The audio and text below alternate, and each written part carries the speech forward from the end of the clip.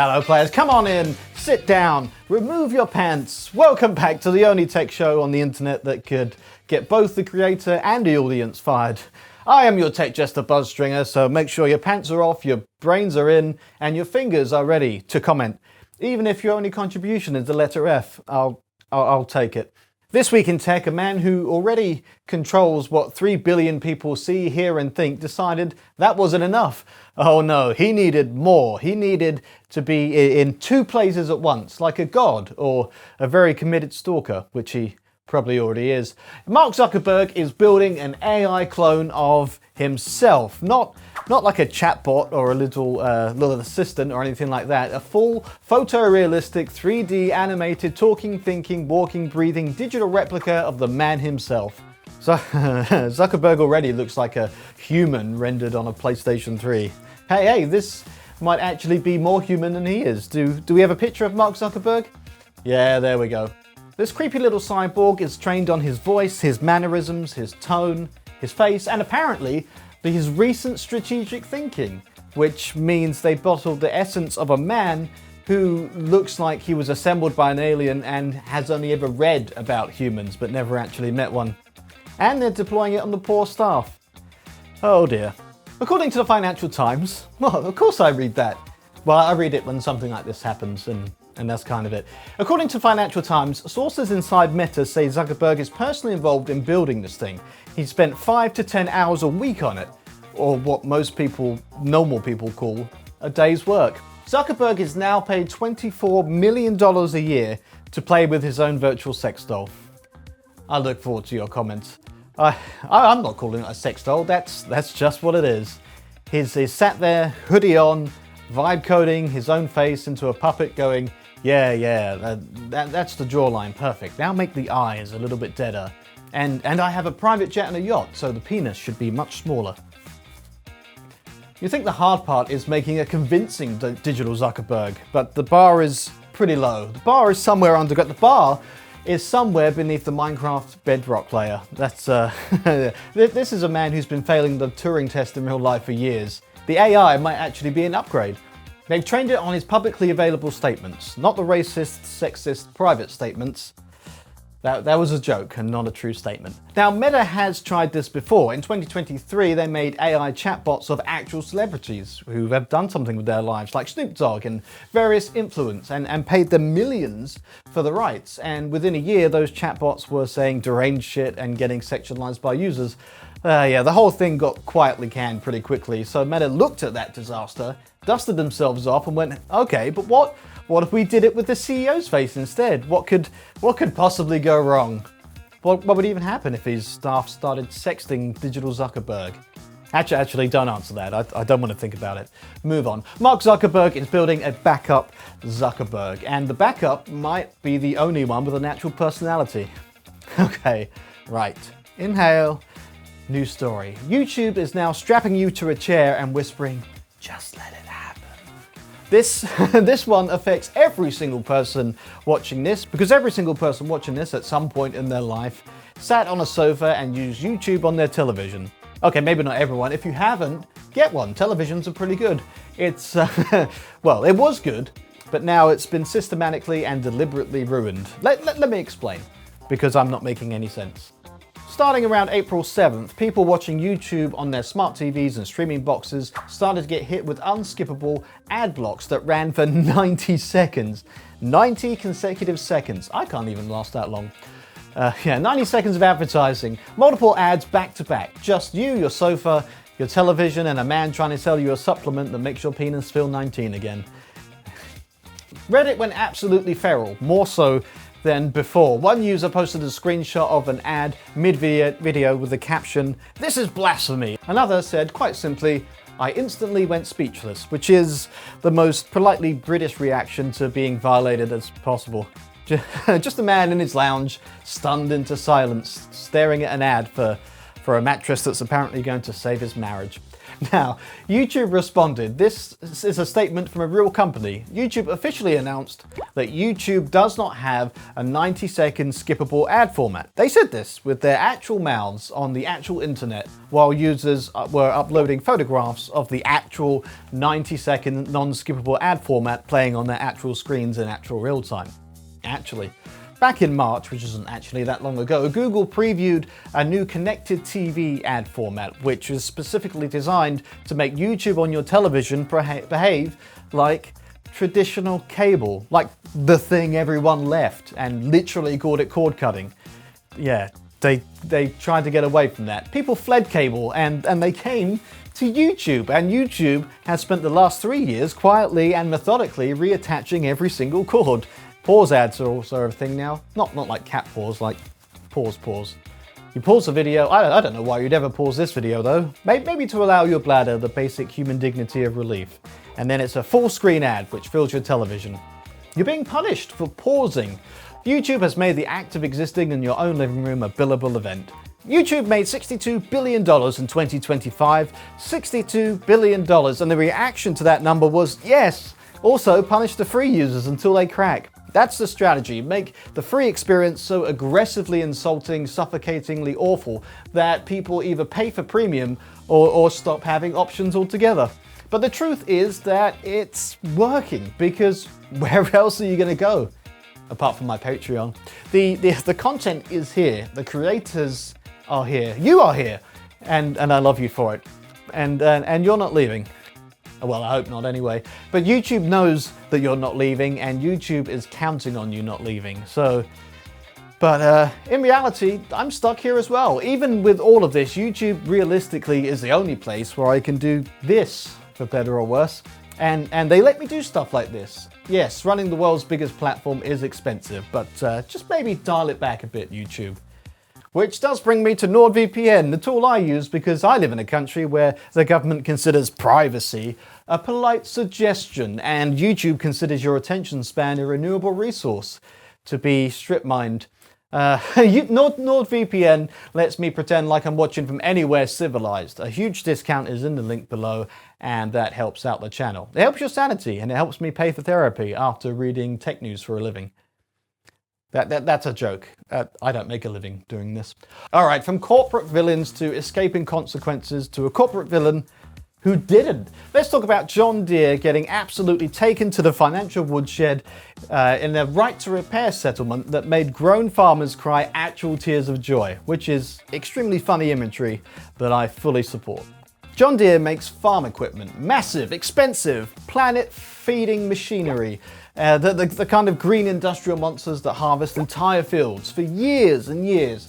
And if a farmer's tractor broke down in the middle of harvest season, they were not allowed to fix it. They weren't allowed to touch their own machine that they bought with their own money.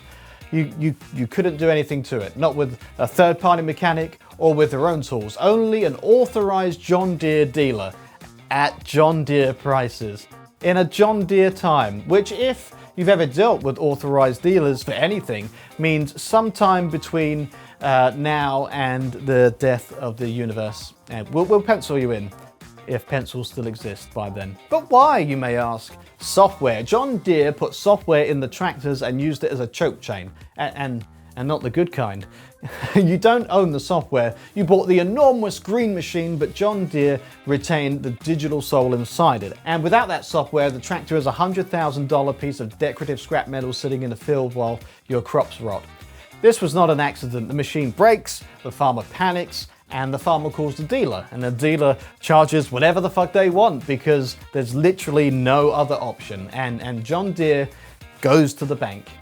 They probably own the bank. Farmers were hacking their own equipment, downloading cracked Eastern European firmware off some dodgy website just to make a tractor restart. But that meant $60,000 prices for 40-year-old second-hand machines. That became completely normal because the old stuff didn't have the software prison inside. Farmers were buying 40-year-old technology at bubble prices specifically to avoid DRM. Well, that's the history, but this week, pop the champagne and chase it with diesel. This is the good stuff. A class action settlement came down and John Deere is paying $99 million to fund farmers who got overcharged for dealer repairs since 2018. Plaintiffs will recover between 26 and 53% of overcharged damages. The typical payout in these kind of cases is 5 to 15%. So someone actually did their job. You know, I want to find whoever litigated this and shake their hand, or at least minimum thank them in this video, because that's easier. But the actually important part is that John Deere now must provide digital diagnostic and repair tools to third parties for 10 years. 10 years, legally binding, not a handshake agreement or a memorandum of understanding with all the legal weight of a post-it note, a binding court-adjacent settlement that says the farmer bought it, the farmer fixes it. John Deere denies wrongdoing, by the way. Of course they do. They always deny wrongdoing while handing over $99 million with both hands. We did nothing wrong, but here's the money for the wrong thing that we didn't do. Please stop looking at me. But the broader significance is enormous. The automotive industry is watching. Home appliance industry is watching, because right now your car has software in it, your washing machine, your dishwasher has software in it, and the manufacturers want the same deal that John Deere had, where your possession of an object doesn't mean that you own the object. And when you break it, that means paying them forever, on their terms until you die, or they do. John Deere lost this one, and the precedent is set. So, here we go. While American farmers were opening bottles of something strong and probably illegal in celebration, France is having its own moment, in a magnificent, very French, bureaucratically executed moment of absolute digital defiance. France has officially announced it is dumping Windows and migrating its government workstations to Linux as a national policy. DINM, France's Interministerial Digital Directorate, yep, that's close enough, which is the actual body that runs digital infrastructure across all of government, published a formal press release saying that Windows is out and Linux is in. Every ministry has to file a migration plan by autumn 2026. That's soon. This is happening. Yeah, it's the year of Ooh La Linux. I look forward to your comments. France is saying at a government level, in a press release with their own names on it, that we are tired of running the infrastructure of a nation built on software that we don't own, built by a company that we don't control, in a country that isn't ours and doesn't particularly give a shit about ours. Every time there's been a Windows licensing change, a support end date, a price hike, mandatory update that broke 17 critical systems, France just had to take it, bend over and accept the enterprise agreement. Well, no. Well, no. They're done bending. They're standing up. Chapeau. I think I got that right. I'm not French. I don't know. The Linux community is reacting to this news the same way the rest of us react to finding $20 in our old coat. There's a saying, players. It's been repeated approximately every year since 1998. This is the year of Linux desktop, and it's been said with increasing irony for 28 consecutive years. It's the tech world's equivalent of I'll start the diet on Monday. They haven't said which distribution yet, that's coming later, and the distribution decision is going to be carried out in its own spectacular internal crisis. Did they go Ubuntu, which is friendly, but owned by a British company, which doesn't exactly scream digital sovereignty? Not right now. Debian, technically excellent, completely free, and requires the temperament of a Buddhist monk, and about 4 years of terminal experience to do anything without accidentally destroying something. Fedora, Red Hat. Someone in that building is about to have the most consequential Linux argument in the history of Western governance, and it will be a committee. The committee will disagree, and someone will send out a very long French email, and none of this will make the news, and the French public will have no idea what's happening. Just like the rest of us. Magnifique! And finally, since we've had some good news, we've got a little bit more. Something that is just quite genuinely lovely. Japan is not giving up on Blu-ray. Over the last year or so, major Japanese electronics manufacturers like Elcom, Buffalo, and even Sony domestically have quietly been backing out of the Blu-ray market, with just fewer Blu-ray drives on the shelf and winding down production lines. The slow, corporate, undignified death rattle of physical media in a world that you'd rather rent you a stream and take it back without warning. But there's two companies, IO Data and Verbatim Japan. They stood up this week and said, actually, no, or whatever that is in Japanese. They announced a formal partnership specifically to keep Blu-ray drives and discs available in Japan.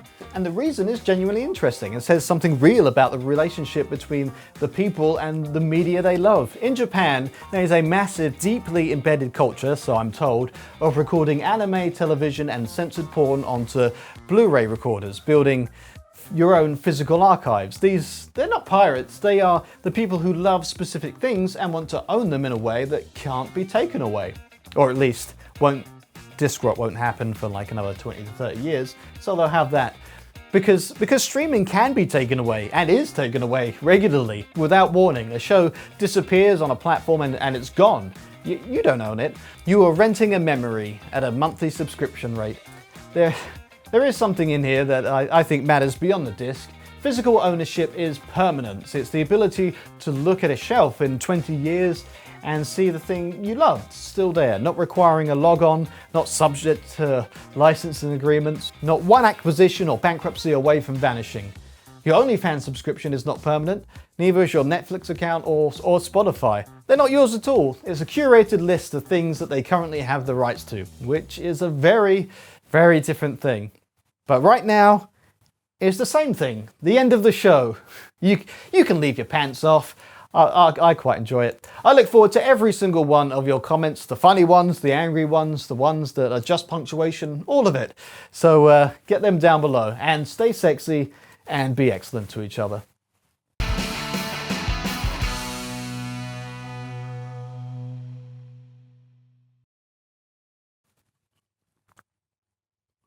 You know, the more I read about confirmation bias, the more I think it might be true.